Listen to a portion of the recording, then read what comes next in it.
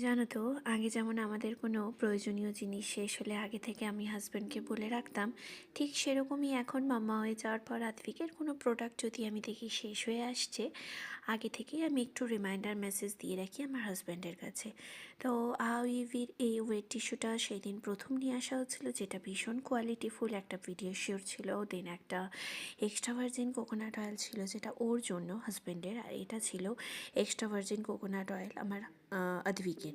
আমরা প্রথম থেকে এক্সট্রা ভার্জিন কোকোনাট অয়েলটা, পিওর কোকোনাট অয়েলটা ওর জন্য ইউজ করি মেনলি, যেটা বেবি অয়েল। তো দুটো নিয়ে এসেছিলো, একটা ওর জন্য আর একটা হচ্ছে আদ্বিকের জন্য। তো ওইগুলো সব কিছু গুছিয়ে আমি যখন ওপরে গেছিলাম চা বানাতে, কাকুনা মিক্সার গ্রাইন্ডারে একটা মশলা পেস্ট করছিল, যেটা দেখে আদ্বিক ভীষণ ভয় পাচ্ছিল। আমি সেই ভয়ের ওর যে ফিলিংসটা সেটাই একটু ক্যাপচার করার চেষ্টা করছিলাম।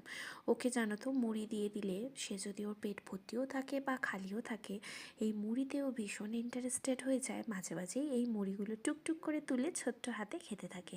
তারপর না ওই দিন ভেবেছিলাম যে আমরা একটু রাইস বানাবো। রাইসটা না ঝপাঝপ প্ল্যানিং করে এই শীতের সবজি থাকাকালীন বেশ অনেকবার আমরা খাই, আর ভালোও লাগে। তারপর ওই দিন অনেকের জন্যই বানানোর প্ল্যানিং ছিল বলে কাকুকে বলেছিলাম, কাকু আপনি একটু চালটা মেজারমেন্ট করে ভিজিয়ে দেবেন। তো 8 ঘন্টা আগে কাকু ভিজিয়ে দিয়েছিল। যথারীতি কাকুর কাছে আবদার চলেছিল আমাদের যে কাকুর হাতের আলুর দম খাবো। তো কষিয়ে আলুর দম, ধনেপাতার চাটনি, তার সাথে ছিল সুন্দর রাইস। ভালো থেকো সবাই, আবার দেখা হবে।